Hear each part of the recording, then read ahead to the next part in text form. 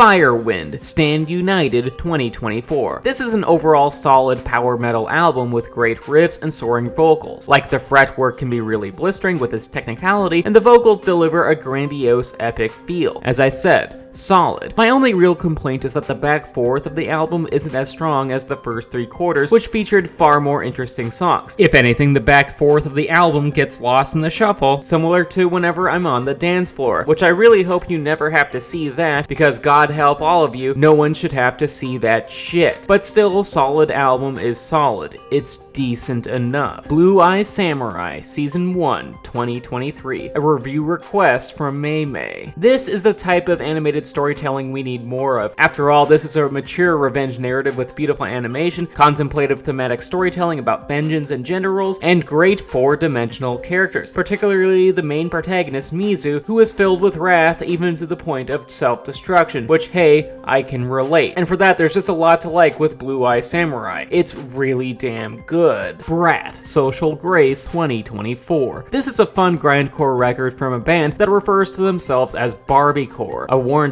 name given that they are fronted by a woman and feature music videos and live shows with some level of pink and purple alongside the traditional heavy metal black, which forms a good contrast with the band's ferocious hardcore sound found on this album, an album that really packs a punch even despite its short 21-minute runtime, because like someone with erectile dysfunction, this listen be a quickie, yet with that said, it is still good. Definitely headbanger approved. Prince of Persia, The Lost Crown 2024. This is a pretty damn good Metroidvania. In fact, there are tons of unique gameplay environments to explore, rewards and gameplay upgrades to collect, new abilities to unlock, quality platforming challenges, and an overall engaging story. It's just a pretty damn good game, with the only real grievance I have against it being that it is an Ubisoft game, and Ubisoft are complete assholes. But still, setting that aside, I quite liked this title. Fun game is fun. Halo Season 2, 2024. I was admittedly surprised that a second season of this show even exists. While sure, Halo is a name brand video game IP with inherent interest attached to it, the first season of this series was an absolute shit show with downright nonsensical creative decisions that really deviated from the source material in the worst ways, like Cortana was made to take over Master Chief's body. What? Get out of here with that shit. The introduction of characters we just don't care about, a lack of action, and overall devaluing the heroism of Master Chief. And for that, Halo Season 1 was just a rough show, and Season 2 is sadly not much better. It further deviates from what worked in the game, spends more time with characters we don't give a shit about, and it once again devalues Master Chief's importance to the property. And for all these reasons, I pray to the forerunners that this show doesn't get a Season 3, because Season 2 just ain't that good. Ghostbusters Afterlife 2021. I have very little emotional feelings for or against this Ghostbusters movie. If anything, when it comes to this film, I am essentially Ghostbusters Switzerland, mostly because this film tries to capitalize on Ghostbusters nostalgia, but doesn't really do so in a way that is narratively believable. Like, we see Ecto-1, some familiar faces say some familiar lines, and the film features the same adversary as the first movie, because Gozer, because horny demon dogs. But with that said, a lot of this movie just feels like an unnecessary nostalgic endeavor that was worse than the classic film that preceded it. It just feels forced in terms of having certain classic characters and villains return and saying lines that were better left in the previous film. Ghostbusters Afterlife is just a movie that doesn't really justify its own existence. As I said, I feel nothing here. Ghostbusters Frozen Empire 2024. This is an overall better entry in the Ghostbusters canon than compared to the previous outing in Ghostbusters Afterlife. In fact, different from the previous movie, this new film is more than just a nostalgic retread, considering it has a new villain, new conflict, and new ideas that make this a much more interesting Ghostbusters outing. It is an improvement. But with that being said, Ghostbusters Frozen Empire still has a lot of problems. It feels as if a lot happened between the end of Afterlife and the beginning of Frozen Empire, enough to where a whole movie's narrative could have been based on it, in my honest opinion. It sometimes doesn't go far enough with its new ideas, and possibly most egregiously, this movie, as pointed out by members of my Discord server, isn't very funny. Like, it tries to be humorous, but its jokes just often fall flat, which is a problem considering the original Ghostbusters was a comedy. It's an issue. But still, Ghostbusters Frozen Empire is an alright to decent movie that has a bit more merit than its predecessor. It's watchable. DragonForce, Warp Speed Warriors 2024. This is a DragonForce record that's a blast to listen to. In fact, the guitar work is very impressive and technical to the point that even my fingertips are starting to sweat, because listening to this music makes me experience some Guitar Hero 3 PTSD. And then there's the fact that the vocal themes involving The Legend of Zelda and Space Marines add an infectious level of fun to the proceedings. Because Zelda, because Space Marines, because we are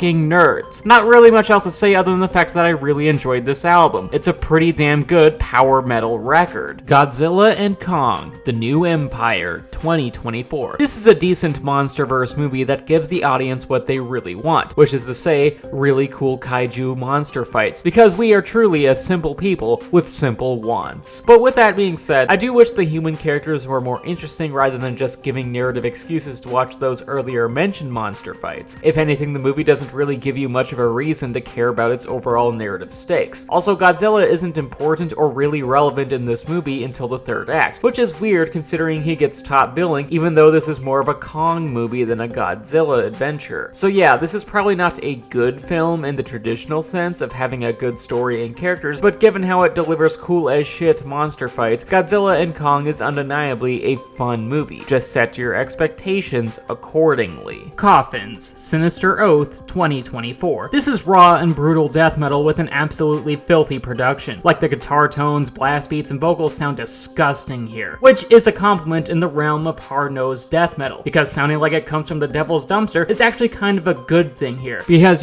for music about dark subject matter, you kind of want it to sound like this, a way that sounds grimy, all while still being able to discern the rhythms in the guitar work. And for that, Coffin's new record embodies that style. It is a damn good extreme metal album. Monkey Man 2024. This is a good revenge actioner from actor and now director Dev Patel. In fact, the action is incredibly well choreographed and exciting to watch in its brutality and creativity, which might sound sadistic of me to say, but I can't help it, I'm a sick But regardless, Monkey Man has more to offer than just thrilling action sequences. It features colorful visuals, a unique India setting, some artistic flair, a sympathetic lead character, and a bold statement about various injustices occurring in India to women, the impoverished, Muslims, and transgender people, meaning that Monkey Man is not a mindless actioner, but rather a movie with narrative teeth and thematic depth. It actually has meaning behind its bloody mayhem. Also, I didn't know I needed to see a movie where Dev Patel and a squad of trans women beat the shit out of corrupt government officials while heavy metal riffs played in the background, but apparently I did need it, just like we all do. Alpha Wolf, Half-Living Things 2024. This is a modern nu metal and metalcore fusion that warms my cold dark soul. In fact, the production is on point here, as can be heard by the angry guitar tones, the ferocious screams, and the befitting blast beats. It is just a focused barrage of sound, packed with an energy on par with a trans tech worker downing her third Monster Energy drink of the day, because that's a cliche for a